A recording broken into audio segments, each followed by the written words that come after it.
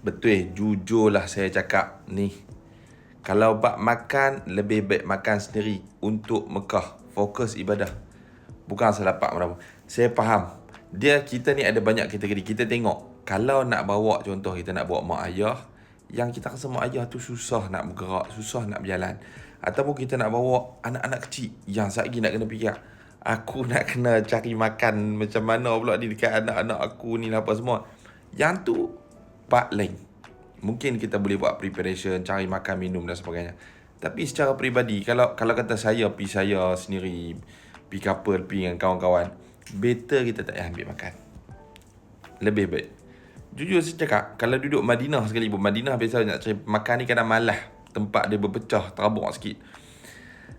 Dan kadang-kadang kita pick up berkenaan dengan makan mahal. Jadi kita ambil makan hotel. Saya setiap kali pergi ni, makan ni saya rasa 2-3 kali je makan kat hotel. Hal lain tu kira bayar kosong je. Cuma masalah Madinah ni, macam kami ni, kena ambil full board. Dia tak jual hotel saja. Kalau Mekah dia ada room only, dia ada full board, dia ada breakfast. Jadi kalau tanya saya Mekah, memang saya tak gemar untuk ambil makan. Tak ada makan terus pun tak apa, lagi bagus. Kalau nak ada makan, paling-paling breakfast saja. Sebab kadang breakfast pun kita nak makan. Saya ni kalau tanya saya suka kadang-kadang hari ni nak try makan ni, nak try makan tu. Kadang-kadang ada hari yang kita nak breakfast awal, ada hari kita nak breakfast lewat sikit.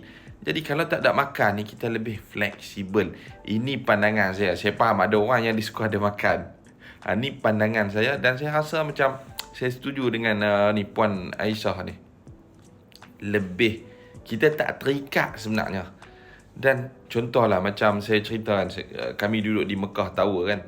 Mekah Tower ni dia memang main konsep ada room only. Bila kita nak add on makan yang international, Allah, dekat berapa 80-90 ringgit untuk satu hari sekali breakfast. Hotel 5 bintang lah kan. Jadi saya rasa tak berbaloi, baik kita bebas dengan tanpa makan. Terima kasih komen. Harap bermanfaat. Jangan lupa like, komen dan share.